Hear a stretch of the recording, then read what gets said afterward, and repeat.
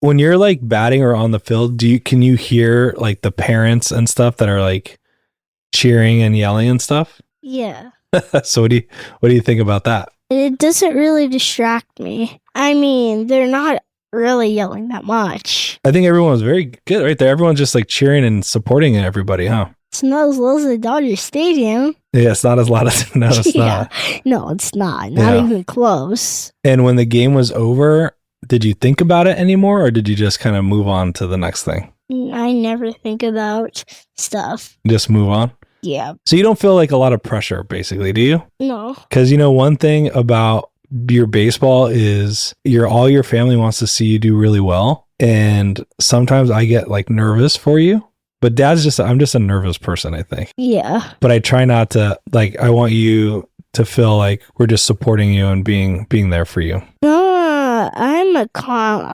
You are very calm. You know what I think, Adrian? What I'm learning about you is that you're a very confident person. Do you know what confident means? I've heard that word. I think I forgot. It basically means that you really believe in yourself. How could you tell? Because you just don't get stressed out and you don't get like sad. You believe that you can do stuff and then you just do it. That's not you. You're not that type of person. I stress out a little bit and sometimes I'm not very calm. No, stress out a lot. No. Even if you forget something, you're like, oh shoot, I forgot this. And then I'm like, so you should be why do you have to get so stressed out? Wait, what's if I actually told you that? Yeah. And you're like, oh my gosh, you forgot that. You're right. And honestly, and then it's really not a big deal and I just need to calm down. Yeah. Right? All right, well, maybe that's something else that you could teach me, how to be a little bit more calm. Hi, Let's Ride listeners. It's your friend Paul Estrada. If you've gotten any value out of any of the episodes, I'm here to ask you to pause this episode and take a moment to subscribe to the show wherever you're listening to this podcast. If you're a real go-getter, please take a moment to leave a review of the podcast. I'd be indebted to you forever. Thank you for supporting and listening to the show and for going on this journey with us. Pause, subscribe, and let's ride. Our guest today is a CEO with the relentless drive that has made him a successful executive, most recently starting a multi-million-dollar company. He has built a career by outworking everyone in the room, grit, discipline, and a deep hunger to win. But none of that prepared him for watching his 10-year-old son go through the journey of playing club soccer. This is one of the most candid conversations I've had on this podcast, where the boardroom meets youth sports. We explore the pressure parents silently place on their kids, how our childhood shadows shape the way we lead, and what it means to truly show up for your family, your team, and yourself. I'm excited for our guest today, Shannon Breen.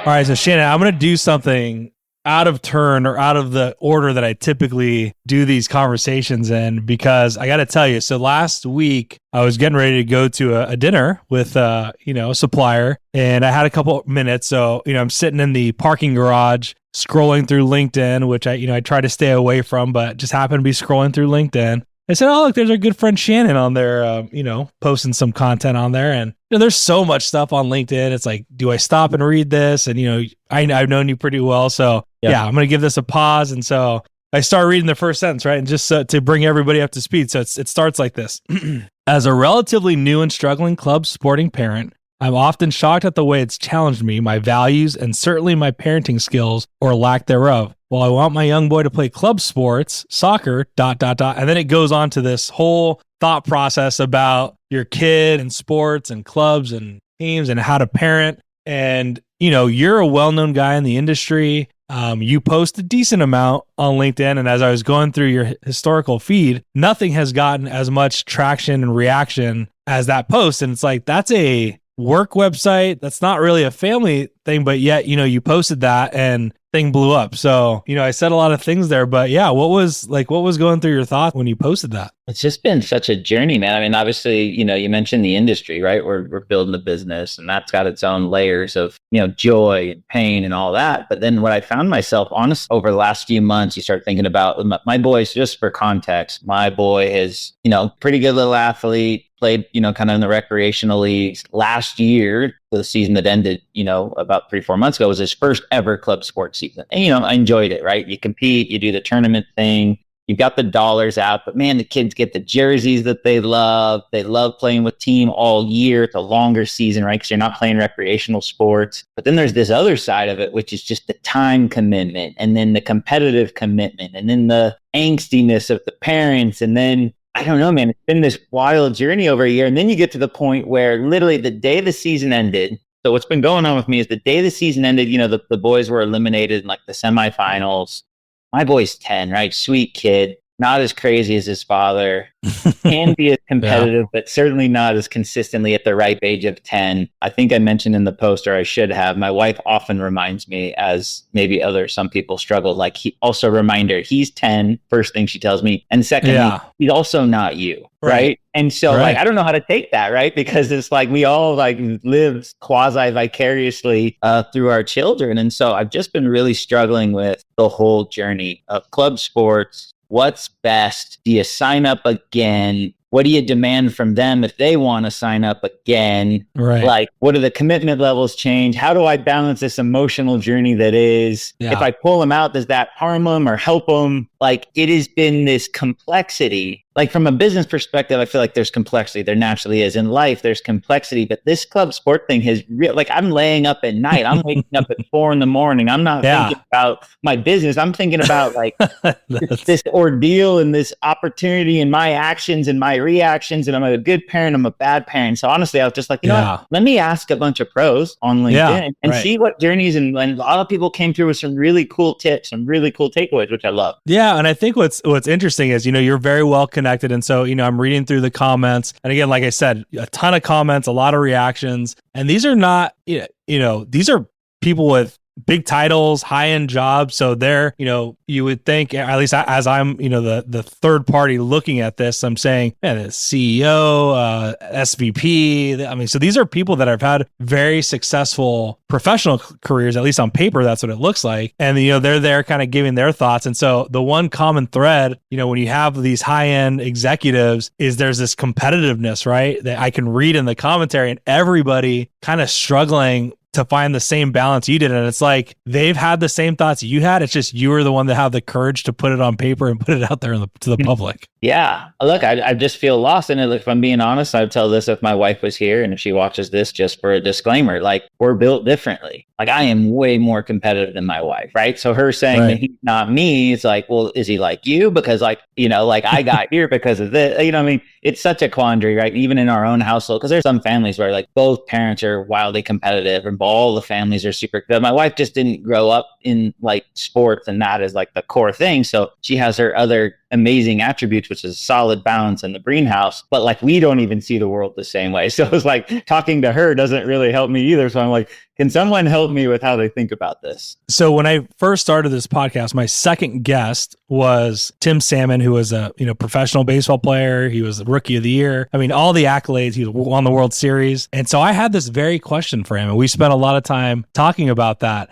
And what was fascinating about his journey was, he came from this divorced family. So he was living with his mom. He's like, my dad, he was there. He was a good dad, but, he couldn't care less about sports. My mom used sports as like my babysitter because she was working all day. So like, she needed me to be somewhere. So he's like, I grew up all through youth sports without my parents being actively involved, making sure I had my equipment, making sure I got to practice on time, looking at my every single thing that I was doing. All these decisions and things that we're thinking about was not on his family's mind, and he became a professional athlete. And I think, most of us are not, maybe I don't think our plan is for them to be professional athletes, but I think the point was, he's just like, I had to be self-driven, all the decisions, everything. It was on me. And I think maybe as parents, when a lot of us are guilty of it, myself, all these people on LinkedIn that were responding, of wanting to take control of their kid's journey and like make sure it's like the most perfect thing for them. And like when in reality, it's like, man, look at this guy. His parents were super hands off and he loved it. And look where he ended up. Yeah. And then there's the duality of it where there's, 20% up. And I want to also quantify this with like, I do not have expectations nor feel that my son is going to play professional sports. So I'm not that parent, right? I'm not in that belief system, but it's about that lessons. It's about the learning and the push. But I'll tell you, like 15% of professional athletes, when they tell their story, I mean, I'll give you a perfect example. I just watched this like special. It was amazing, right? Everyone is just applauding the talent, the ability of Jalen Brunson, right? For the New York Knicks right now. Yep. Right? Then they showed the video last night, like his 30 for 30, whatever program it was showing this story. His dad was all in the chili. I'm talking like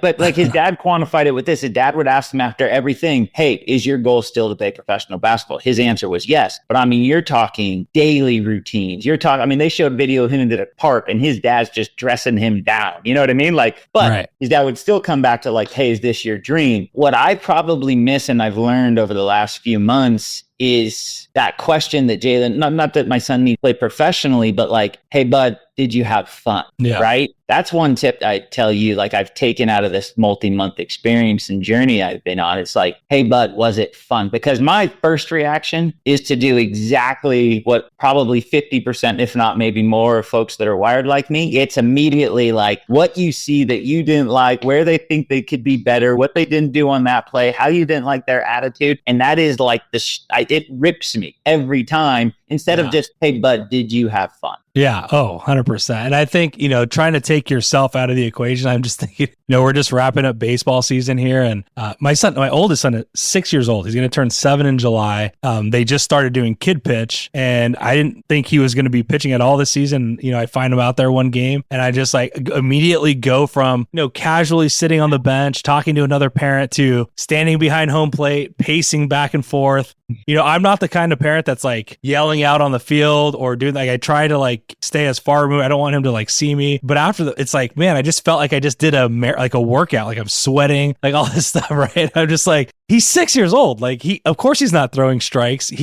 They're all trying to figure this out. None of them can. And I'm like, but I've put these huge expectations. Now I made dang sure that when that was over, and he struck one kid out, it was cool. But it was pretty rough, honestly. A lot of ups and downs. Putting things in perspective is like he's 6. They're out there having fun. And as soon as we got in the car, my first thought was to be like, hey, let's talk about that pitching performance. And then I bit my tongue and I said, hey, how was school today? What do you want to eat for dinner? Right? And we just went home. We didn't talk about baseball and we just moved on. And just like, but man, I guess the moral of the story there being these kids, 6 years old, 10 years old, 12 years old, 14 years old for that matter. It's like, it just really is not that important. And like, as parents, how do we remind ourselves like this is not the World Series. They're not professional athletes. How do we make sure that they have fun and not put undue pressure on them, on ourselves, etc.? I love that you did the 6, 10, 12 because my rebuttal or counter to you would be like my boy's 10. Yeah. And then you'd say he's only 10 and then he's 12. He's still only 12 and he's 14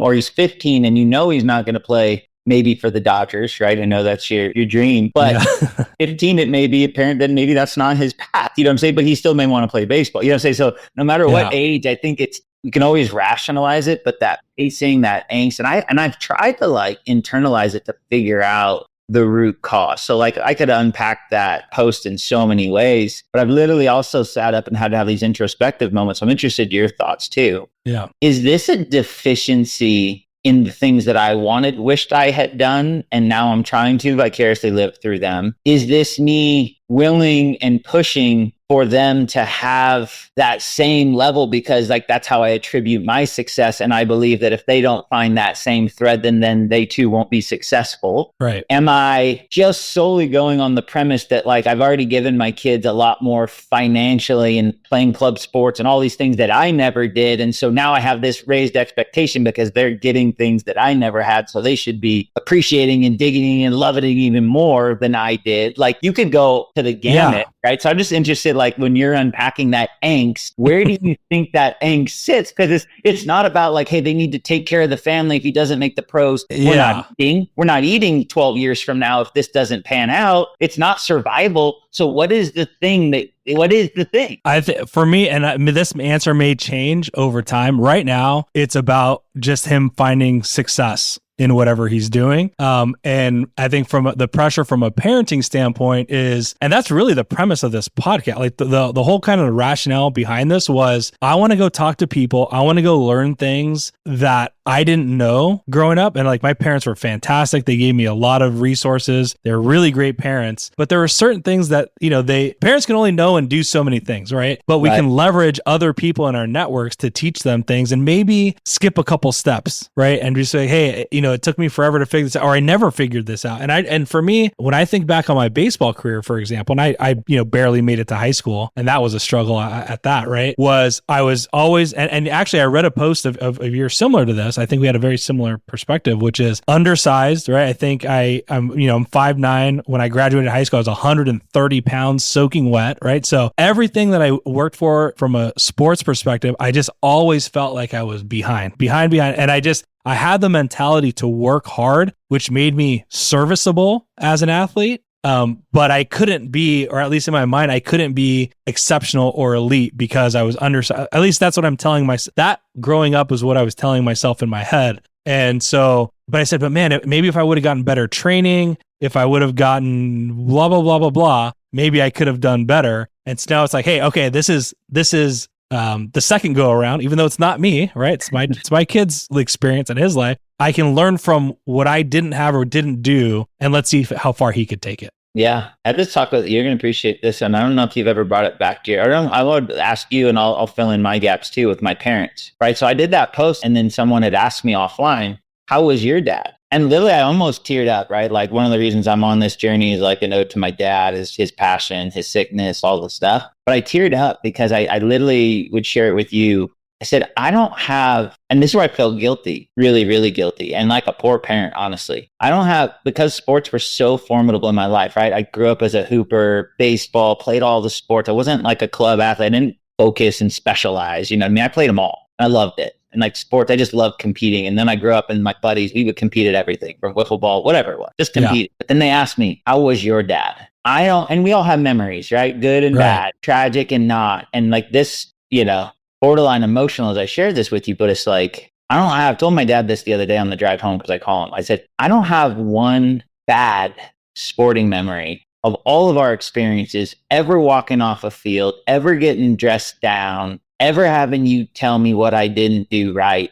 And I'd be lying to tell you that I don't have a whole freaking closet of those with my boy. Right. Yeah. And so that eats at me a little bit because this thing that I love, the thing that's such a special part of what I am and how I grew up and, all the time and experiences I had with my dad, I sat there and I've wondered, like, not that I can't improve it, but have I already scarred it? Have I scarred it where my son's now, hey, if I don't do this, my dad reacts this way. My kid has walked in the house and told mom, and she's like, Bud, what's wrong? Hey, dad's coming at me and blah, blah, blah. And I'm not even in the door yet. Right? Because he hops out of the car and it's like, what am I doing?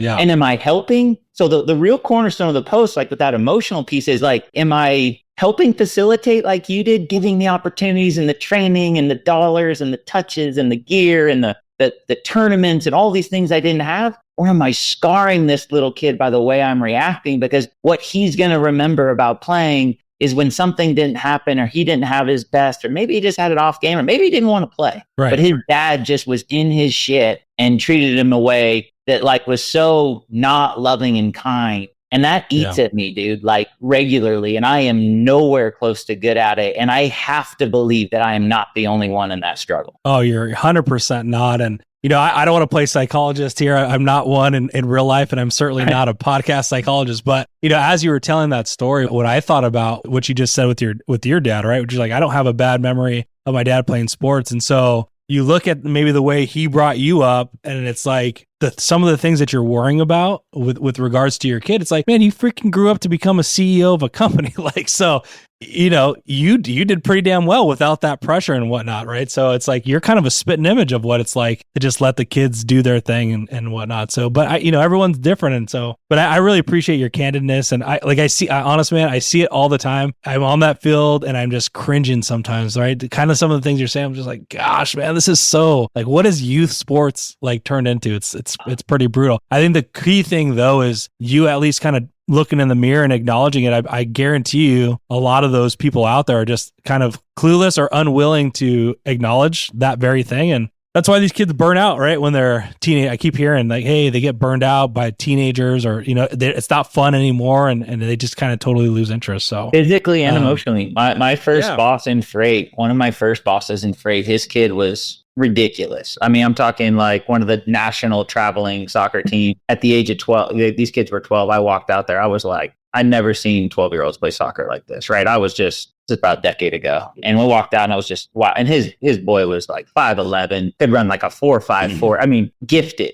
12 years old, like you. I was smaller than you. In high school, I think my permit had 5'1", 105, but you know what I'm saying? Yeah. So you want to talk undersized. So anyways, I'm watching this 5'11" kid that can run like a 4.5, 4.6, playing center defensive back for this really talented. I'm like, who are these kids? Traveled North Carolina, Vegas, national tournaments, this, that, and getting some injuries. Time he got to 15, didn't even play the game at all. That was 4 years, 5 years. It was just burnt out physically, emotionally, probably. Like, and it's like, and hey, maybe still has great lessons and all that, but he didn't go on to do the full thing. And so I got a chance to watch that firsthand. And look, I am trying to embrace it. Part of that share in that vulnerability that you saw was like, look, in order to embrace it, you can't be an echo chamber, because the echo chamber is not, you need other folks. You need that perspective. You need a little bit of validation, but look, maybe they got some cool tips and tricks. And you saw in that thread that they had some, which was awesome. Yeah. So it's cool that like you came to that realization and you're kind of having this self-reflection moment. When was that? And like,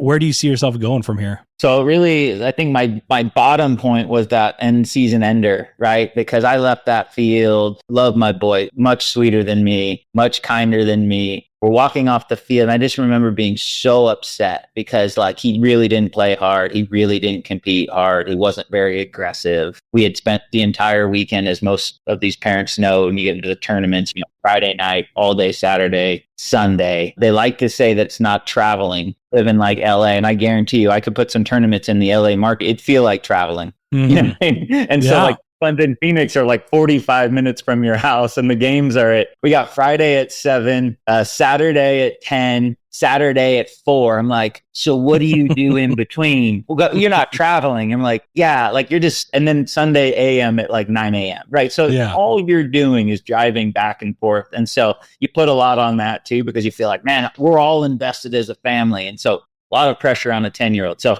bottom moment would have been then he walked off, super excited, because like the other thing that I realized in my boy, and I'd ask you this too, and I was more about the competition. I would say it this way. I love to compete and hated to lose. My boy loves to compete. Doesn't really affect him if he loses, which I actually appreciate, because I've borne many scars and a lot of pain with that level of intensity and commitment to competing. And then the other thing that he just absolutely loves about the sport is the friendships, which you saw where people called out, like a couple of his buds were on the team, and like that's where he lights up. Right. And I realized that some of my best friendships that I have still today, my best friend Mark, like forged in the fires of all the sports him and I played together, and we are best buds. And like neither of us are getting paid to play sports today, but like we have these great memories that were all forged on those fields. And I'm like, man, don't take that away from him, right? Like really let him embrace those, because these may be his buddies for life. Absolutely. And then they may experience life together like I have with some of my closest buds. Yeah. I mean, look, you're setting the bar high, and, I'm going to transition a little bit into your business, but it's like, again, you're a CEO, you founded a company, you've been building that and all the challenges that come along with that. You got to be wired a little bit differently to begin with, right? And so it makes sense that would kind of manifest itself in different ways of competing, whether it's your kids' youth sports or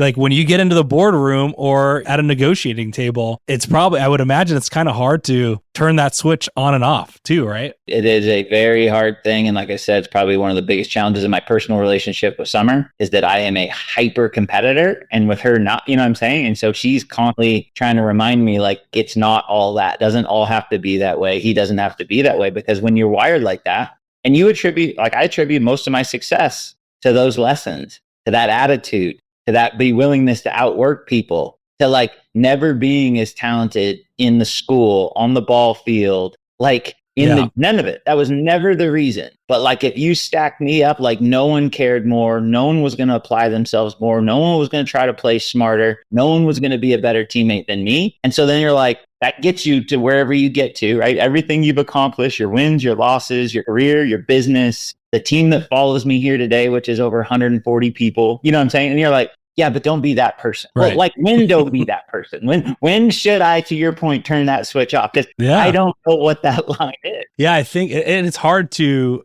I don't know how you find that balance, to be honest with you. I'll tell you, again, when it comes to my oldest son, I find myself not wanting to be so forward. And in my head, sometimes I want to do those things. I want to jump and shout. I always bite my tongue. And then it's always just, but how could I Jedi mind trick him into giving him the same lesson?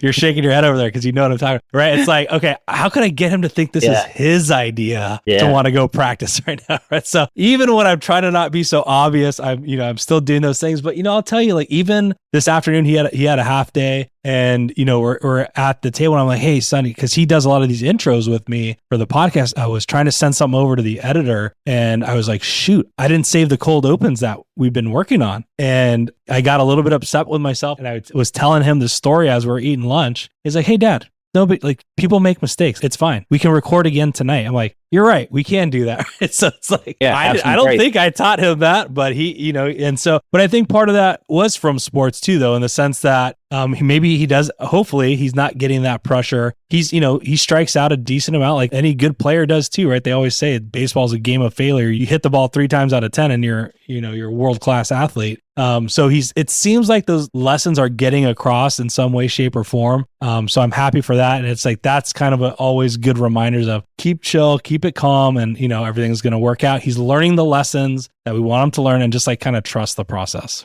You said something about 10 minutes ago. I'd give you some credit and maybe a tip that I also got. Yes, kind of how am I handling it today? So work in process for sure. Certainly, we could go back not but 24 hours when I walked off the practice field yesterday and was not so happy with my young Tristan with the last practice with his club team before a 2-month break. So still a work in process, but you said something cool, and I would highlight this as an opportunity and the one I'm trying to take away, because like I said, you're in your mind, it's always the Jedi mind trick, the criticality, if that's the appropriate word, of like where you want to be critical of the kids. But someone's like, hey, why don't you do a thing where you have to say 3 positive things before you even get critical? And I'm like, damn, okay. So now I've shifted my mind. So it's like every part of my being wants to go the one direction. Yeah. And now I catch myself being like, oh God, like I'm talking like true personal mental work, which is what are the 3 positive things you're going to say? And then not just immediately roll number 4, 5, 6, and 7 that I want to get to.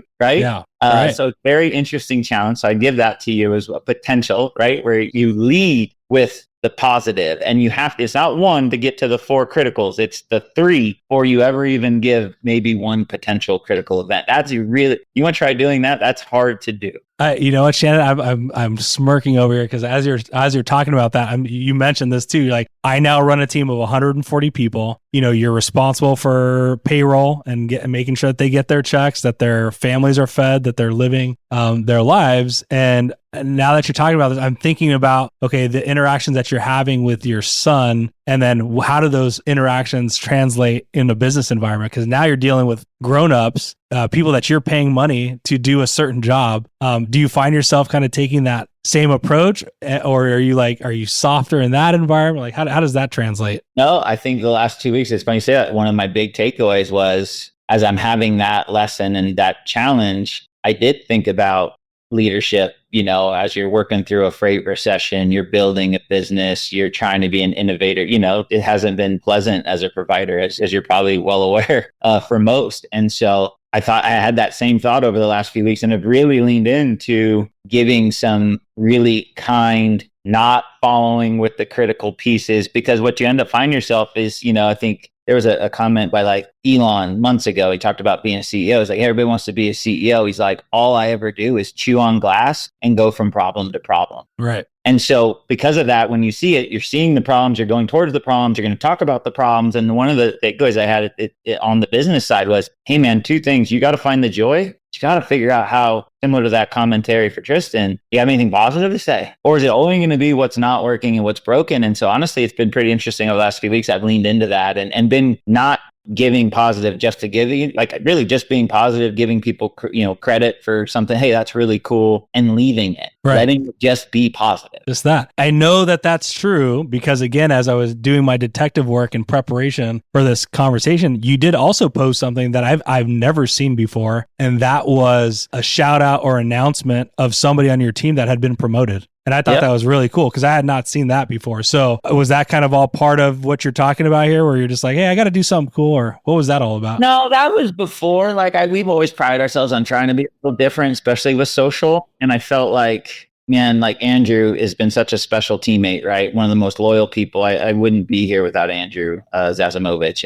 And what a cool opportunity for him to become an EVP here, for all his hard work, his dedication, just the grit and what it takes as far as being a leader here. And so I was like, I could do a post or I could do nothing, right? And Andrew could update his LinkedIn profile, which if we looked at statistics would be 95% of the way it happened. Right. Or then people do like, what's the next standard thing? People would do a picture with a face, with the new thing, want to congratulate, great 5 years. Everybody's seen that 1,000 times. So I'm like, hey, if I want to do something special. So literally I spent 2-3 hours filming the video, cutting the video, editing the video all myself. We don't have a production here. All right. But then when I put it out, right, like Andrew came in here emotionally and was like, dude, that was so special, right? For you to deliver that and for Andrew to know the work that I put into that, to celebrate him, for the team to see that, like people always say it's that extra bit. It's that same thing that you talked about being an underdog, right? And when you were young, you were willing to put in the extra work. I remember shooting hoops in the rain. Like I was just always willing to do the work. But we get into professional, it's like, where's that line? And I was willing to do that work to celebrate Andrew. That was months before kind of this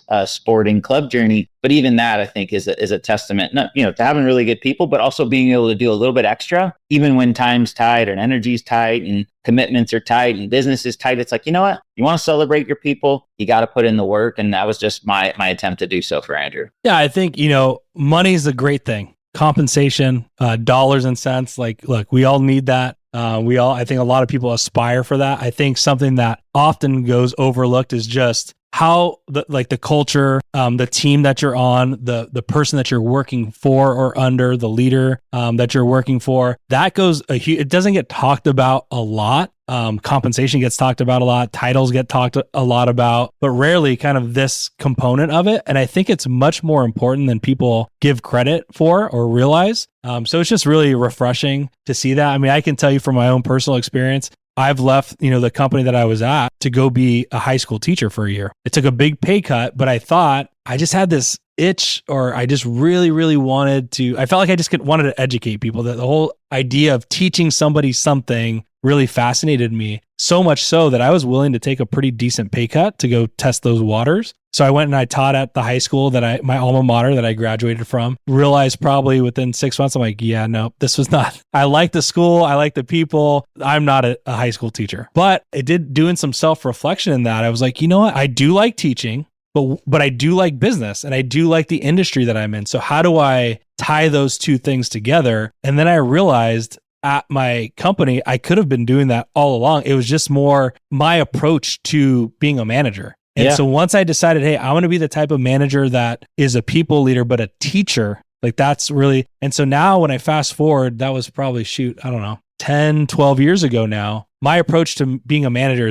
has totally changed. And I would hope that if you went and talked to any of my team, they would tell you that is how I approach everything. So when we go sit in a meeting, you talked about, hey, people only bring me problems. And when my wife asked me like, hey, what did you do at work today? It's like, I don't really work. I look at other people's work and I give them feedback and perspective and look for, issues with. That's what I do now. That's basically 90% of my job today. And I love it. I love, when I give them that piece of feedback or that thing that they didn't think of and they have this light bulb go like, man, that's a great, like, that's what, the money, everything else is great, but that's really what I wake up for. Number one thing is going into that office and, being back in the office. That's a whole other topic, but I love being in there, listening to conversations, sitting in these small meeting rooms and just like talking through numbers, figuring stuff out. Right. So went off on a tangent, but yeah. But that impact, man. And you talk about breaking through those self-imposed boundaries, right? To your point, like I could have been doing this all along.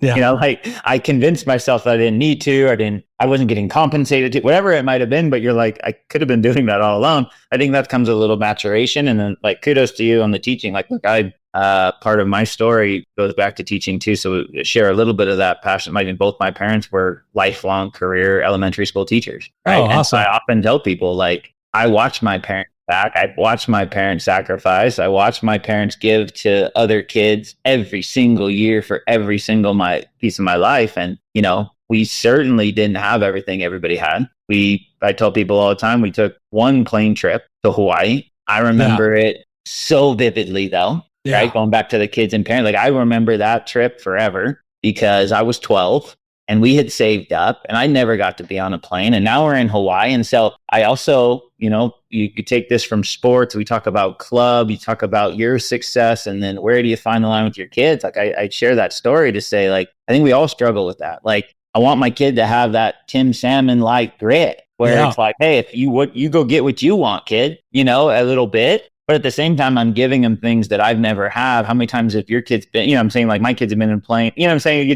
Your goal is to give them better than, but you're not sure if the things you're giving them are actually better than. Yeah. When you were saying that too, 12 years old, same thing. We went on a cruise out of Florida. And I remember my mom stopping. This is back when there was travel agencies. So you can think about how long back that was. You're old, man. Yeah.